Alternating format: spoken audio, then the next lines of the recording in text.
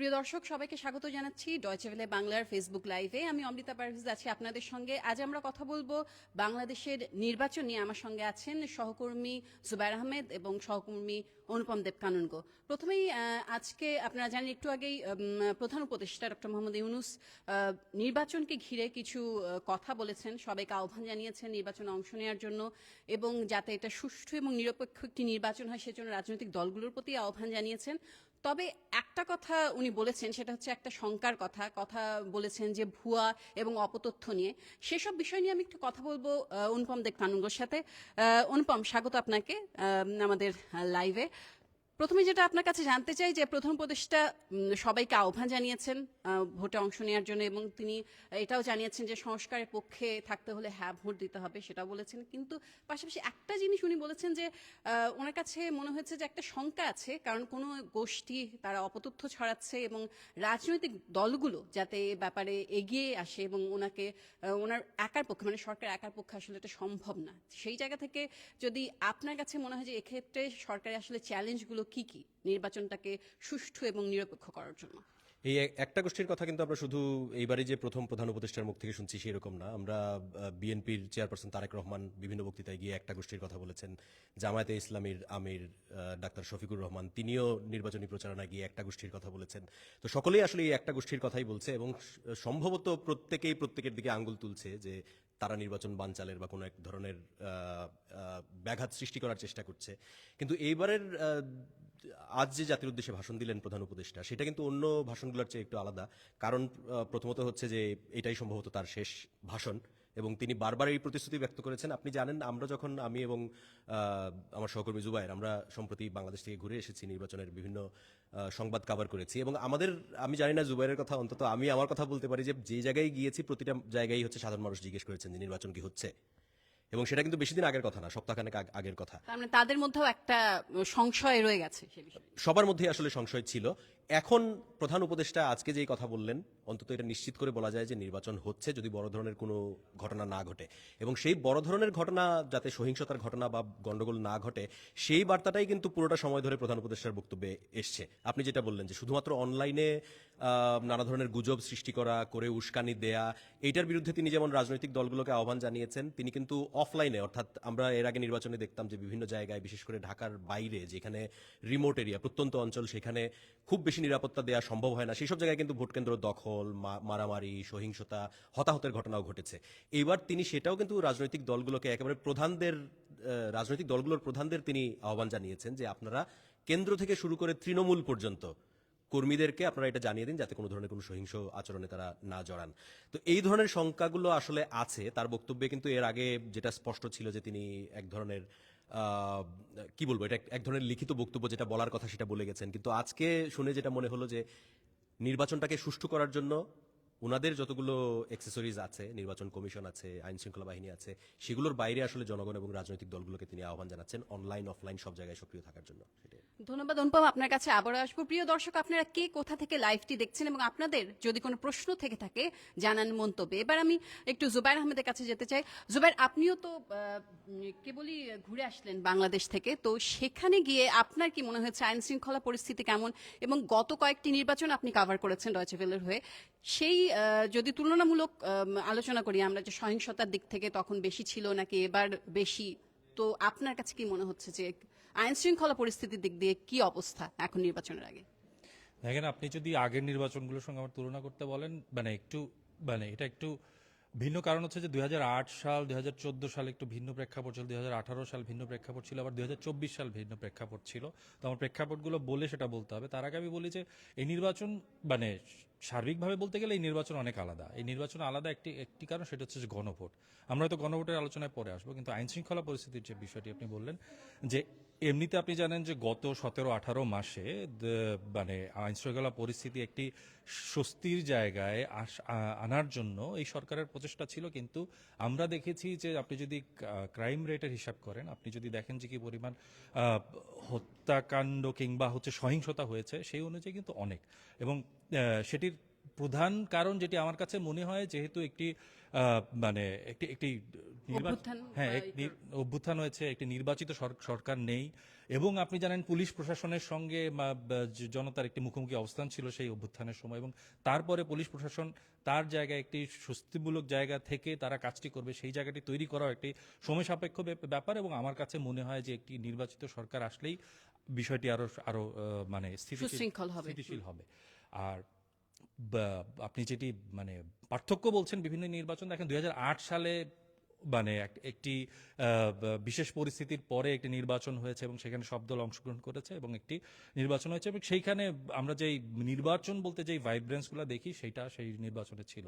কিন্তু 2013-14-তে এসে দেখা গেল সেইখানে যেহেতু বিএনপি নির্বাচনে অংশ নেবে না বলে দিয়েছে, এবং তারপরে আমরা দেখেছি বেশ কিছু সহিংসতার ঘটনা, সেইখানে বাসে আগুন, তারপরে অনেক সহিংসতার ঘটনা ঘটেছে, এবং সেটি একটি বিশেষ আলোচিত বিষয়। এবং তখন বেশ কিছু পরিবর্তন, বেশ কিছু রাজনৈতিক সামাজিক বড় বড় সমাবেশ হয়েছে, আপনি জানেন যুদ্ধাপরাধীদের বিচারের বিষয়গুলো চলছিল, তো সবকিছু মিলে একটা মানে পরিস্থিতি ছিল, এবং সেই সময় একরকমের ছিল, এবং সেইখানে আওয়ামী লীগের যে তাদের একটি বড় অংশ 153টি বা ওইরকমই হচ্ছে তারা আসনে তারা হচ্ছে যে বিনা প্রতিদ্বন্দ্বিতা জয়ী হয়েছে।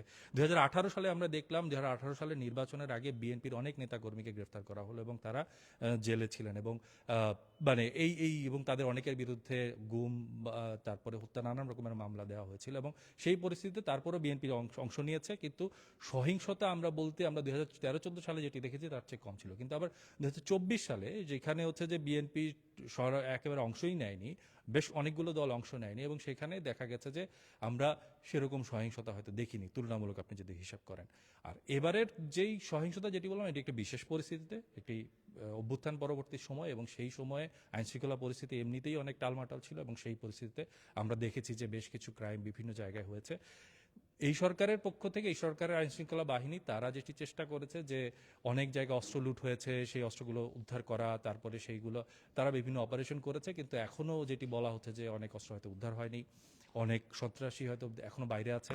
তো তাদের সেটার ইমপ্লিকেশন কি হবে, এই নির্বাচন 2 দিন বাদেই হতে যাচ্ছে, সেইখানে কতটুকু হবে সেই আমরা গত কয়েকদিনে নির্বাচন কেন্দ্রিক ওই রকম সহিংসতা কিন্তু আমরা দেখিনি, কিছু টুকরো টাকরা ঘটনা ঘটেছে কিন্তু ওরকম কিন্তু আমরা দেখিনি। আমরা আইন ও সালিশ কেন্দ্রের আজকের যে প্রতিবেদন সেই অনুযায়ী জেনেছি যে এই ফেব্রুয়ারির 10 তারিখ পর্যন্ত সহিংসতার যেসব ঘটনা ঘটেছে সম্ভবত 58টি, এবং সেখানে 2 জন নিহত হওয়ার ঘটনা ঘটেছে, তারা যে প্রতিবেদনটি প্রকাশ করেছে সেখানে। আমি এবার একটু ভিন্ন বিষয়ে আসতে চাই অনুপম দেবকানুর কাছে, সেটি হচ্ছে নির্বাচনী ইশতেহার।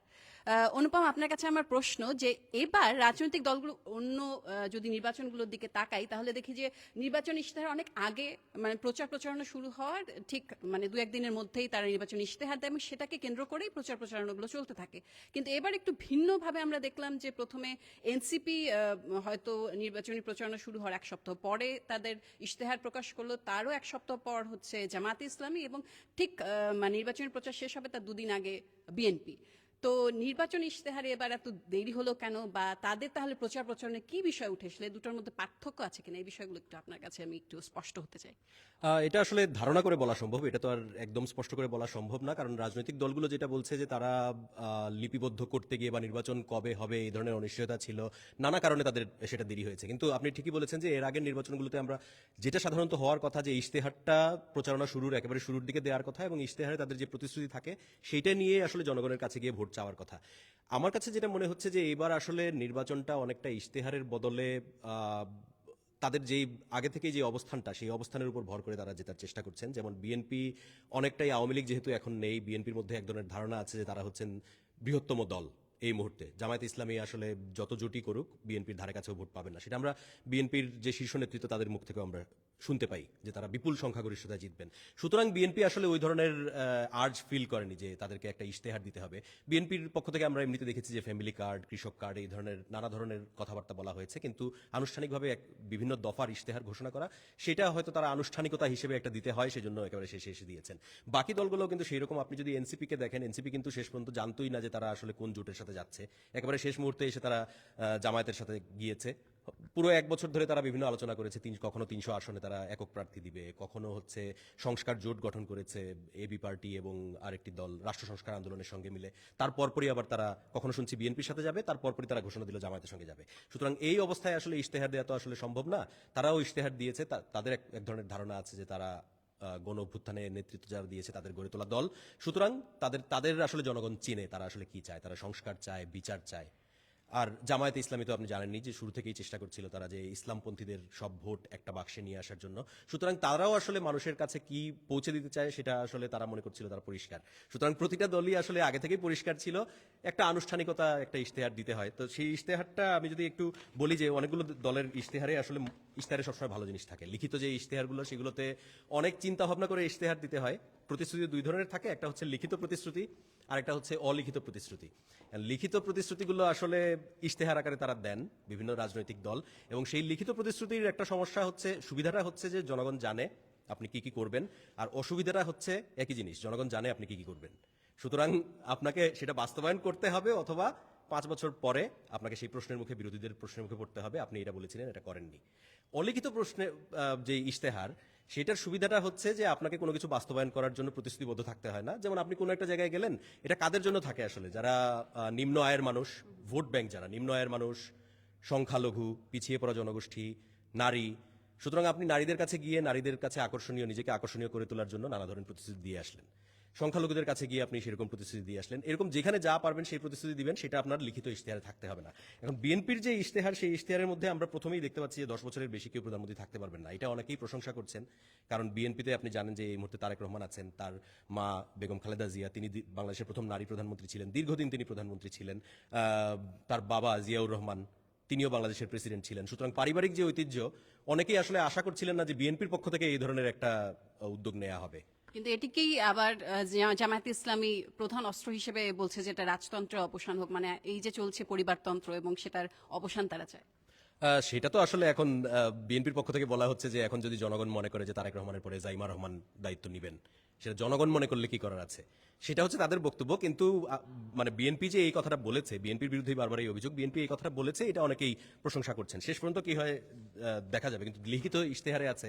সুতরাং 10 বছরের বেশি যদি থাকেন, তাকে প্রশ্ন করা যাবে যে আপনারা লিখিত ইশতেহার দিয়েছিলেন। পররাষ্ট্রনীতিতে সব দলই মোটামুটি প্রতিবেশীর সঙ্গে সমতা, সহযোগিতা, বন্ধুত্বপূর্ণ সম্পর্ক, কিন্তু বাংলাদেশকে নিচু না করে সবার ক্ষেত্রেই সেটা আছে। কিছু জিনিস আছে যেটা অনেকটাই নতুন। রাজনৈতিক বিভাজন দূর করতে বিশেষ ট্রুথ অ্যান্ড হিলিং কমিশন, এবং বিএনপির ইশতেহারে সেটা আছে, এনসিপির ইশতেহারেও সেটা আছে। এনসিপি সেই ক্ষেত্রে তুলনা দিচ্ছে জার্মানির সঙ্গে, আমরা এখন যেখানে আছি। আপনি জানেন যে হিটলারের নাৎসি বাহিনী যখন পরাজিত হয় দ্বিতীয় বিশ্বযুদ্ধে, এর পরে যারা শীর্ষ নেতা ছিলেন তাদের বিচারের পর কিন্তু এক ধরনের ট্রুথ অ্যান্ড রিকনসিলিয়েশন, কারণ সবাই তো আর অপরাধী ছিল না, বা সবার অপরাধের মাত্রা সমান ছিল না, সেটার মীমাংসা করে সমাজে তাদের একীভূত করা, সেটার জন্য একটা কমিশন হয়েছিল। সাউথ আফ্রিকার কথা তারা বলছেন, অ্যাপারথাইডের পরে, বর্ণবাদের পরে, সেখানেও একটা ট্রুথ অ্যান্ড রিকনসিলিয়েশন কমিশন করা হয়েছিল। তো সেটার কথা বিএনপির ইশতেহারও দেখতে পাচ্ছি, এনসিপির ইশতেহারও আছে। সেখানে কি শুধু আওয়ামী লীগের অপরাধের বিচার করা হবে নাকি অন্যান্য নানা অপরাধ থাকবে, সেটা অবশ্য আমি জানি না। কারণ যুদ্ধাপরাধের ইস্যু, স্বাধীনতা বিরোধিতার ইস্যু, এটা নিয়েও আসলে বিএনপি, এনসিপি এবং নানা দলের মধ্যে এই ধরনের মতামত আছে। সুতরাং এটা অন্তর্ভুক্ত থাকবে কিনা সেটা আমি জানি না। সুতরাং লিখিত যেই ইশতেহারগুলো আছে, সেগুলো আসলে জামায়াতে ইসলামী যেরকম বলছে, সবগুলো দলেরই সেই রকম ন্যায়, ইনসাফ ভিত্তিক বাংলাদেশ। কেউ নিশ্চয়ই বলবে না আমরা অন্যায় ভিত্তিক বাংলাদেশ চাই, অন্তত লিখিত ইয়েতে। তো অলিখিত যে ইশতেহারটা, সেটা হচ্ছে একটা মজার বিষয়। যেমন আমি উদাহরণ দিয়ে বলি, তারেক রহমান সম্প্রতি একটা মতবিনিময় সভায় গিয়ে তিনি বলেছেন যে দেশব্যাপী 5 বছরে 20,000 কিলোমিটার খাল খনন করা হবে, এবং 5 বছরে 25 কোটি বৃক্ষরোপণ করা হবে। এখন আমি একটা অঙ্ক করেছি এখানে, যে 5 বছরে 1825 দিন, যদি লিপ ইয়ার থাকে 1826 দিন। তো সেই হিসেবে বিএনপি যদি ক্ষমতায় যায়, প্রতিদিন 11 কিলোমিটার খাল খনন করতে হবে বিএনপিকে। সেটা কি আসলে বাস্তবে সম্ভব? প্রথমত, বাস্তবে কি সম্ভব? এটা হচ্ছে অলিখিত ইশতেহারের কথা বলছি, যেখানে যাকে খুশি করা যায়। বাংলাদেশ একটা নদীমাতৃক দেশ, কয়েকশো নদী আছে। এর মধ্যে যদি আপনি 20,000 কিলোমিটার খাল খনন করেন, তাহলে কি অবস্থা দাঁড়াবে বাংলাদেশের? যেই নদীগুলো আছে সেই নদীগুলোতেও কিন্তু শুষ্ক মৌসুমে জল থাকে না, ভরাট হয়ে যায়, এবং বর্ষা মৌসুমে সেগুলো যেহেতু ভরাট থাকে পলিমাটি দিয়ে, বন্যা হয়ে যায়। তো সেই ক্ষেত্রে আমার কাছে মনে হচ্ছে যে অগ্রাধিকার আসলে থাকা উচিত ছিল যে নদীগুলো আছে সেগুলো পুনরুদ্ধার করা, যেগুলো ভারতের সঙ্গে যেই নদী চুক্তিগুলো আছে সেগুলো করা, সেগুলোর বদলে এই যে খাল খননের কথা বলছেন, এটা শুনতে অনেক ভালো লাগলো। আমি জানি না কৃষি জমি এবং পরিবেশের উপর সেটার কি প্রভাব পড়বে। একই কথা 25 কোটি বৃক্ষরোপণের ক্ষেত্রেও আহ, প্রতিদিন 1.25 লাখের বেশি গাছ রোপণ করতে হবে প্রতিদিন 5 বছর ধরে, যদি 25 কোটি বৃক্ষরোপণ করা হয়। সেক্ষেত্রে এটা কি আসলে বাস্তব, বা এই 25 কোটি গাছ কোথায় লাগানো হবে, তাহলে কৃষি জমি কোথায় যাবে? একসঙ্গে যদি আমরা চিন্তা করি তাহলে এই খাল এবং গাছ এটা মিলে বাংলাদেশের অর্ধেকের বেশি দখল হয়ে যাবে। সুতরাং এই প্রতিশ্রুতিগুলো আসলে অলিখিত প্রতিশ্রুতি। জামায়াতের পক্ষ থেকে আমরা একই ধরনের পেয়েছি। জামায়াতের আমির তিনি গিয়ে বিভিন্ন জায়গায়, জামায়াতের বিরুদ্ধে এক ধরনের অভিযোগ আছে তারা নারী প্রার্থী দেয়নি, তারা নারীদের আসলে ক্ষমতায়ন করছে না। নারীদের পক্ষে কাজ করার জন্য তিনি, জামায়াতের আমির, গিয়ে নারীদের কর্মঘণ্টা কমিয়ে দেওয়ার কথা বলছেন, এবং তিনি বলছেন যে নারীদের ঘন্টা হিসাব করে প্রতিষ্ঠান বেতন দিবে। কিন্তু এটা লিখিত, এটা হচ্ছে তাদের ম্যানিফেস্টোর মধ্যেই আছে। হ্যাঁ, কিন্তু অলিখিত যেটা, সেটা হচ্ছে যে সরকার বাকি টাকাটা দিবে। ধরুন আপনি একজন নারী, আপনি ডয়চে ভেলেতে কাজ করছেন, আপনি 3 ঘন্টা কাজ করবেন, সেই 3 ঘন্টার বেতন ডয়চে ভেলে দিবে, বাকি যে 5 ঘন্টা 8 ঘন্টার, সেই 5 ঘন্টা হচ্ছে সরকার দিবে। এখন প্রশ্ন হচ্ছে সরকার কার টাকা দিবে? আপনি যে 3 ঘন্টা কাজ করবেন, সেই 3 ঘন্টার ট্যাক্স আপনি দিবেন। আপনার বাসায় যদি অন্য কেউ কাজ করে থাকেন তাহলে তিনিও ট্যাক্সটা দিবেন। তাহলে আপনার কাছ থেকে ট্যাক্স নিয়ে আপনাকে টাকা দেওয়া হবে, এবং এই যে 3 ঘন্টা কাজ করবেন, বাকি 5 ঘন্টা কাজ করার জন্য আরেকজন কর্মী নিতে হবে, এবং তারা কি পুরুষ হবেন, নাকি এটা নারী দিয়েই করা হবে? এই ধরনের আলোচনাগুলো আসলে নেই। সুতরাং সমস্যাটা হচ্ছে যে এই যে লিখিত ইশতেহারটা না থাকায় মানুষজন আসলে সেটা নিয়ে আলোচনা করতে পারেনি, এবং সবচেয়ে বেশি আলোচনাটা তৈরি হচ্ছে এই অলিখিত ইশতেহারগুলো দিয়ে। এগুলো আসলে এক ধরনের, আমরা যেরকম ক্লিক বেট বলি, যখন যেখানে সুবিধা আমরা অনেক কিছু করে ফেলবো, এইটাই অনেকটা দেখা যাচ্ছে আর কি এখন পর্যন্ত। ধন্যবাদ অনুপম। আমি আর দীর্ঘ করতে চাই না, আলোচনার শেষে একেবারে আসছি। সেটা প্রশ্নটা হচ্ছে গণভোট, যেটা নিয়ে সবচেয়ে বেশি আলোচনা এবং যেটা নিয়ে বিভ্রান্তি আছে সাধারণ জনগণ থেকে শুরু করে, আমার মনে হয় মধ্যবিত্ত উচ্চবিত্ত সবার মধ্যেই এটা আছে। তো সেই প্রশ্নটি আমি রাখতে চাই জুবাইর আহমেদের কাছে। জুবাইর, আপনি যখন ছিলেন বাংলাদেশে, তখন সাধারণ জনগণের সাথে কথা বলেছেন, আপনি অন্যান্য আপনার সহকর্মী আগে যারা ছিলেন তাদের সাথেও কথা বলেছেন নিশ্চয়ই।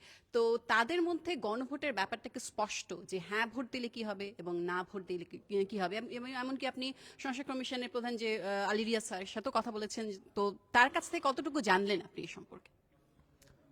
মানে বিষয়টি হচ্ছে যে এইবারের নির্বাচন একমাত্র আলাদা শুধু যেহেতু এটার সাথে গণভোট যুক্ত হয়েছে, এবং মানে আপনি এটা আসলে মানে অনুমান করাই যায় যে এতগুলো বিষয়ে সংস্কারের যে প্রস্তাব সেখানে নেওয়া হয়েছে, এবং সেই প্রস্তাবগুলো আপনি সাধারণ মানুষকে জিজ্ঞেস করেন তারা কিছুই জানে না।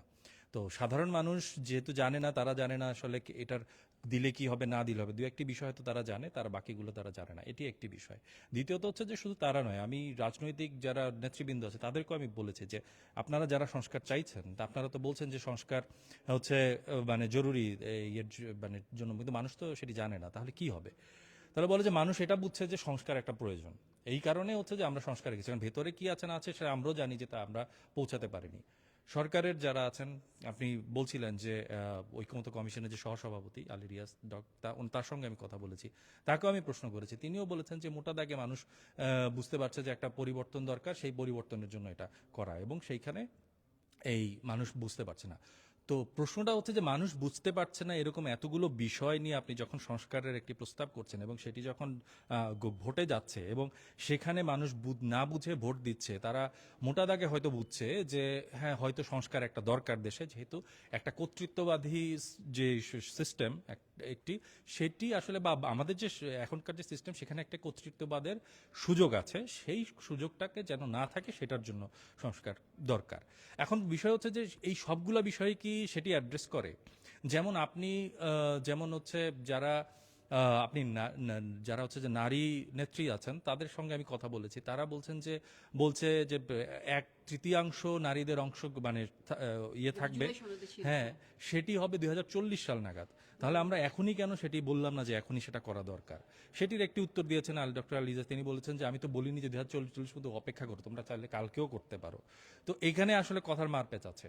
তারপর হচ্ছে আপনি বলছেন যে একটি বিষয় একটি প্রশ্ন যেমন আসছে, অনেকে এই বিষয়টি তুলছেন যে সংবিধানের 7 ক এবং খ, এই জায়গাটি 7 ক এবং খয়ে আছে যে আপনার কোনো এমন কোনো যদি কোনো উদ্যোগ নেওয়া হয় যেটা রাষ্ট্রের বিরুদ্ধে যাচ্ছে এবং সেই রকম কোনো যদি একটি ইয়ে হয়, তাহলে আপনাকে সেখানে মানে সংবিধানে এটির প্রভিশন আছে যে আপনাকে আসলে এই জন্য ক্যাপিটাল পানিশমেন্ট হতে পারে বা বড় সাজা হতে পারে, সেরকম একটা জায়গা আছে। তো এখন সেটি যখন রহিত করা হবে, তাহলে কি পরবর্তীতে যদি কেউ মানে সামরিক অভ্যুত্থান করতে চায় বা কেউ যদি এরকম অগণতান্ত্রিক কিছু একটি করতে চায়, তাহলে সেই ক্ষেত্রে কি হবে? এটি তো যুক্ত করা হয়েছিল যেন এটি না করার সুযোগ থাকে। তাহলে সেই ক্ষেত্রে কি হবে? তাহলে এটার জন্য কি কেউ তাহলে হচ্ছে সংবিধান সংশোধন মানে এই সংস্কারকে যদি না বলে, তাহলে যে বাকি যেগুলো দরকার মনে করা হচ্ছে সেগুলো কি তাহলে কি হবে? তারপরে প্রশ্ন হচ্ছে আপনি উচ্চ কক্ষ নিম্ন কক্ষের যে বিষয়টি, সেটি নিয়ে হচ্ছে কারো নোট অফ ডিসেন্ট আছে কোনো কোনো রাজনৈতিক দলের, কারো কারো নেই। তো সেটির ক্ষেত্রে কি হবে? তো বিষয়টি হচ্ছে যে নির্বাচন হবে, নির্বাচনের পরে যে সংসদ গঠিত হবে, একটি বিষয় পরিষ্কার আজকে প্রধান উপদেষ্টাও করেছেন, যে বিষয়টি নিয়ে কিছুটা ধোঁয়াশা ছিল যে অন্তর্বর্তী সরকার কতদিন থাকবে। তো যেটি আমাকে ডক্টর আলী রিয়াজ তিনি আমাকে বলেছেন আজকে, প্রধান উপদেষ্টা তিনিও বলেছেন যে ইয়ের পরে, নির্বাচনের পরে যে সংসদ গঠিত হবে সেই সংসদই হচ্ছে সরকার নির্বাচিত করবে এবং এই সরকারের মেয়াদ, এই সরকার দায়িত্ব হস্তান্তর করবে এবং এই যে সংসদ, নির্বাচিত সংসদ এবং যে সরকার, তারাই এই দেশ পরিচালনা করবে। আর সংসদ যেটি করবে যে এই 180 দিনের মধ্যে এই সংস্কারের বিষয়গুলো করবে এবং তারপরে এই সংস্কার বাস্তবায়ন হবে। এখন যদি এই 180 দিনের মধ্যে এই সংসদ যদি কিছু বিষয়ে একমত হলো, কিছু বিষয়ে একমত হলো না, তাহলে কি হবে? এটা কিন্তু কেউ বলতে পারছেন না। হ্যাঁ, এবং এটি আমি ডক্টর আলী রিয়াজকেও জিজ্ঞেস করেছি, তিনিও পরিষ্কার করে বলতে পারছেন না। তাহলে একটি জায়গা কিন্তু মানে অনিশ্চয়তা কিন্তু রয়েই যাচ্ছে যে এই পরবর্তী যে সংসদ, তারা কি করছে, তারা কি আলোচনা করছে এবং সেই আলোচনা থেকে আমরা সংস্কার কতটা দেখতে পাচ্ছি বা আদৌ পুরোটা থাকছে নাকি হচ্ছে সেখান থেকে কিছু থাকছে, এই বিষয়গুলো কিন্তু পরিষ্কার না। এগুলো আগামীতে দেখা যাবে আর কি। ধন্যবাদ জুবাইর। ধন্যবাদ অনুপম আপনাকে। জুবাইর আমাদের সাথে যুক্ত হয়েছিলেন আমার দুই সহকর্মী জুবাইর আহমেদ এবং অনুপম কানুনগো। প্রিয় দর্শক, আমরা নির্বাচন নিয়ে আগামী ফলাফল প্রকাশ পর্যন্ত প্রতিদিন আপনাদের সাথে আসবো লাইভ নিয়ে। আপনাদের সবাইকে অসংখ্য ধন্যবাদ।